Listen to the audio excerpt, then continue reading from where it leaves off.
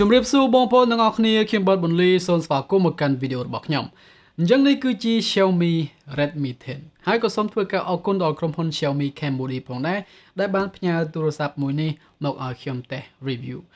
អូខេអញ្ចឹងឥឡូវនេះខ្ញុំសូមបង្ហាញបងប្អូនតិចតួចអំពីចំណាប់អារម្មណ៍របស់ខ្ញុំ /ការ review ទៅលើ Xiaomi Redmi 10មួយនេះអញ្ចឹងទូរស័ព្ទមួយនេះគឺជាទូរស័ព្ទដែលមានតម្លៃត្រឹមតែ$100ជាងតិចតួចតែប៉ុណ្ណោះហើយវាផ្ដល់មកនៅជាមួយនឹង spec ដ៏ច្រើនសម្រាប់តម្លៃរបស់វាត្រូវបានផ្គុំឡើងជាមួយនឹងវត្ថុធាតុ plastic ប៉ុន្តែវាជាគុណភាព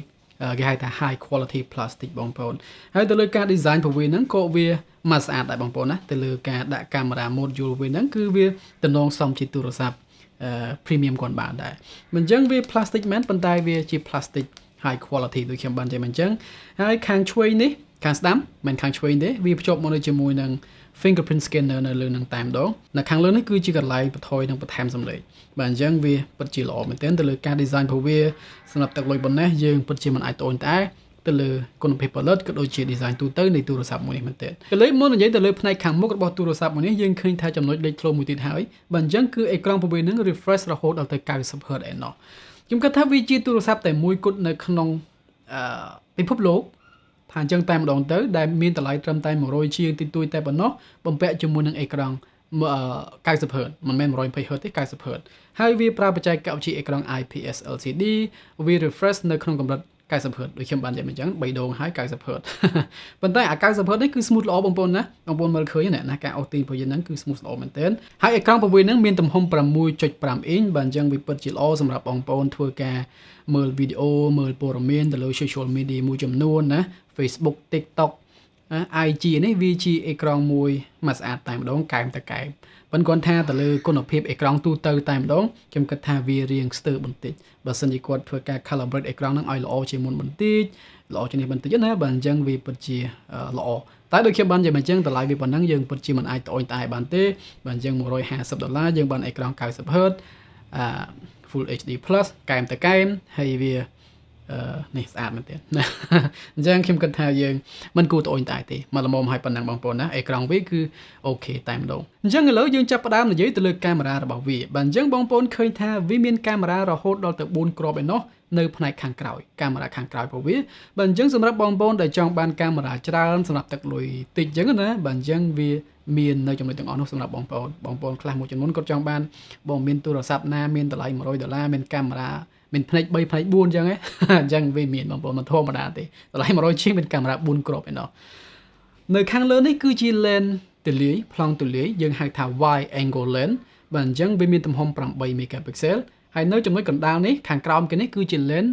គោលដែលមានទំហំ50 megapixel ឯណោះសម្រាប់តួលេខវាពិតជាច្រើនមែនទែនតែម្ដងតម្លៃប៉ុណ្ណឹងកាមេរ៉ា50 megapixel មានកាមេរ៉ា4គ្រាប់ lens គោល50 megapixel ហើយ lens 2គ្រាប់នេះគឺជា lens depth sensor មួយទៀតគឺជា lens សម្រាប់ធ្វើការថត macro ហើយខាងលើនេះមាន LED flash សម្រាប់ធ្វើការបំភ្លឺនៅពេលយប់អញ្ចឹងទៅអញ្ចឹងកាមេរ៉ាវាមាន4គ្រាប់នៅខាងក្រោយវាមានប្លង់ទូលាយមានប្លង់ធម្មតាហើយមាន lens ថត macro ចិត្តហើយក៏ដូចជា lens សម្រាប់ធ្វើការកាត់ portrait ផងដែរដែលគេហៅថា depth sensor មាន4គ្រាប់ទៅលើការថតរូបវាអូខេវាមកល្មមវាមិនល្អអីណាទេប៉ុន្តែសម្រាប់តម្លៃប៉ុណ្ណេះបងប្អូនណា$150បានកាមេរ៉ាប៉ុណ្ណឹងវាមកល្មមដែរប៉ុន្តែគាត់ថាវាមិនមែនជាកាមេរ៉ាល្អទេខ្ញុំពិតជាចង់ឃើញវាល្អជាងនេះបន្តិចបើសិនជាអាចធ្វើបានណាជាពិសេសការឲ្យពណ៌នឹងតែម្ដងរៀងវាអត់វា dull ណាបងប្អូនវាអត់សូវមានវាអត់សូវ vibrant វារៀង lack contrast lack saturation ហើយ color ហ្នឹងរៀង wash out បន្តិចសម្រាប់ខ្ញុំណាខ្ញុំគឺមើលឃើញថាអញ្ចឹងបាទអញ្ចឹងវាថតវីដេអូបានត្រឹមតែ1080ផងដែរមិនអាចបាន 4K ដូចគេទេក៏ដូចជាកាមេរ៉ាខាងមុខជាដើមកាមេរ៉ាវាមកល្មមប៉ុន្តែគាត់ថាវាខ្ញុំ expect ថាខ្ញុំរំពឹងថាវាអាចប្រសើរជាងនេះចំពោះផ្នែកម៉ាស៊ីនរបស់វាត្រូវបានរត់ជាមួយនឹងម៉ាស៊ីនចេញពីក្រុមហ៊ុន MediaTek បាទអញ្ចឹងគឺ Helio G88 មាន RAM 4GB ជាមួយនឹង memory ក្នុងម៉ាស៊ីនហ្នឹង64GB ផងដែរម៉ាស៊ីនមួយនេះវាជាម៉ាស៊ីនធុនកណ្ដាលបងប្អូនបាទអញ្ចឹងវាមិនមែនជាម៉ាស៊ីនសម្រាប់ធ្វើការលេងហ្គេមអីទេប៉ុន្តែសម្រាប់ការប្រើប្រាស់ទូទៅត្រូវមើល TikTok YouTube អីនេះបាទ Facebook អីនេះវាជាម៉ាស៊ីនវាមកគួរសមហើយណាប៉ុន្តែគាត់ថាវារៀងស្ទើរបើសិនជាបងប្អូនយកទៅលេងហ្គេមណាប៉ុន្តែដូចខ្ញុំបាននិយាយអញ្ចឹងយើងពិតជាមិនអាចយកទូរស័ព្ទ$100ទៅលេងហ្គេមកប់បានទេបាទហ្នឹងយើងមិនត្រូវបន្ទោសគេណាបន្ទោសខ្លួនឯងទៅបាទទិញទូរស័ព្ទឯងចំណាយលុយប្រហែលណាបានឯងចង់បាន យកអាទូរស័ព្ទ$100ទៅបាញ់ graphic អីបាញ់ PUBG extreme frame rate high graphic មានតែមនុស្សមានតែអូនឯងអត់ចេះគិតមែនទាំងគេថាយ៉ាង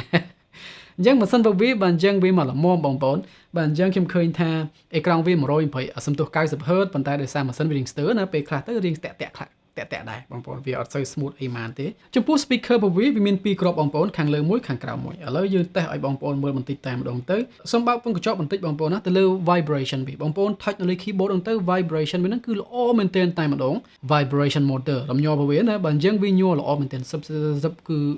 មានអារម្មណ៍ថាចង់ចុចតែម្ដងបាទអញ្ចឹងឲ្យបងប្អូនស្ដាប់ទៅលើ speaker វាបន្តិចតើវាឮល្អឬក៏យ៉ាងណា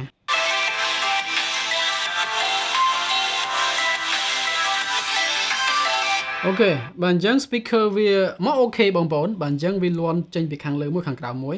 អញ្ចឹងមិនមែនតែអូខេទេគឺល្អតែម្ដងតម្លៃប៉ុណ្ណឹងមាន speaker 2គ្រាប់គាត់បើជាងទូរស័ព្ទ flagship មួយចំនួនតែដាក់ speaker ត្រឹមតែមួយគ្រាប់ខាងក្រោមនេះតែប៉ុណ្ណោះហើយវាត្រូវបានរត់ជាមួយនឹង MIUI ជា skin របស់ក្រុមហ៊ុន Xiaomi តែម្ដងវាត្រូវបានដំណើរការជាមួយនឹង Android 11ផងដែរបាទអញ្ចឹងបងប្អូន Xiaomi មានប្រវត្តិល្អទៅលើការ update ប្រកបណាបាទអញ្ចឹងទូរស័ព្ទនេះវាពិតជាអាចទទួលបាន Android 12នៅពេលខាងមុខអូខេអញ្ចឹងខ្ញុំសូមនិយាយទៅលើថ្មរបស់វាមានទំហំរហូតដល់ទៅ 5000 mAh បងប្អូនដែលចង់បានទូរស័ព្ទកាន់ថ្មវាជាទូរស័ព្ទសម្រាប់បងប្អូនបាទសម្រាប់ជាកាដូឲ្យបាក់ពុកម្ដាយផងយើងអ៊ំពូមីងផងយើងបាទអញ្ចឹងវាជាទូរស័ព្ទល្អមែនទែនដោយសារតែម៉ាស៊ីនរបស់វាហ្នឹងគឺម៉ាស៊ីនធន់កដាលគេហៅថាម៉ាស៊ីនខ្សោយណាអញ្ចឹងកាលណាម៉ាស៊ីនខ្សោយវាអត់សូវគេ power hungry ទេបងប្អូនដូចម៉ាស៊ីនឡានម៉ូតូអញ្ចឹងណាបងប្អូនប្រើម៉ូតូណាដែលមាន cc ច្រើន1000cc 2000cc ផឹកសាំងដូចព្យុះអញ្ចឹងប៉ុន្តែអានេះវាម៉ាស៊ីនតូចអញ្ចឹងវាអត់សូវត្រូវការទាញថាមពលខ្លាំងទេអញ្ចឹងវាពិតជាកាន់ថ្មបានល្អមែនទែនតែម្ដង 5000 mAh ប៉ុន្តែគាត់ថាវាសាក់យឺតបន្តិចតែប៉ុណ្ណឹងទេតែបើសិនជាវាក្រុមហ៊ុន Xiaomi ដាក់ 33W វាខប់តែម្ដងអញ្ចឹងសរុបទៅតែយើងគួរទិញវាឬក៏អត់សម្រាប់ទឹកលុយប៉ុណ្ណេះបងប្អូនណាខ្ញុំនិយាយមិនអញ្ចឹងយើងពិតជាមិនត្អូញត្អែទេបាទអញ្ចឹងបើសិនជាបងប្អូនទិញវាសម្រាប់តែការប្រើប្រាស់ធម្មតាវាគឺល្អតែម្ដងយើងមិនចាំបាច់ចំណាយលុយច្រើនទេតែបើសិនជាបងប្អូនមានគោលបំណងមានលុយត្រឹមតិចតួចតែប៉ុណ្ណោះណាដែលថាមានលុយត្រឹមតែ100ជាងតិចតួចចង់ទិញទូរស័ព្ទយកមកប្រើប្រាស់សម្រាប់ការងារប្រចាំថ្ងៃទូទៅទាំងការលេងហ្គេមទាំងការថតរូបថតបាន 4K អញ្ចឹងទៅ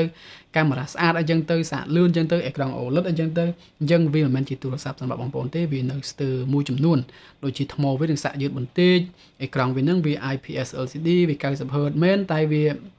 អត់សូវ calibrate បានល្អទេអេក្រង់វារៀងដល់រៀងអត់សូវមានពណ៌ល្អណាប៉ុន្តែដដែល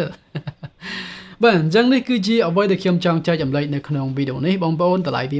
$150យើងពិតជាមិនអាចត្អូញត្អែបានទេអញ្ចឹងនេះគឺជាអ្វីដែលខ្ញុំចង់ចែកចម្លែកសង្ឃឹមថាបងប្អូនយើងទាំងអស់គ្នាចូលចិត្តអញ្ចឹងយើងជួបគ្នានៅឱកាសក្រោយជម្រាបលា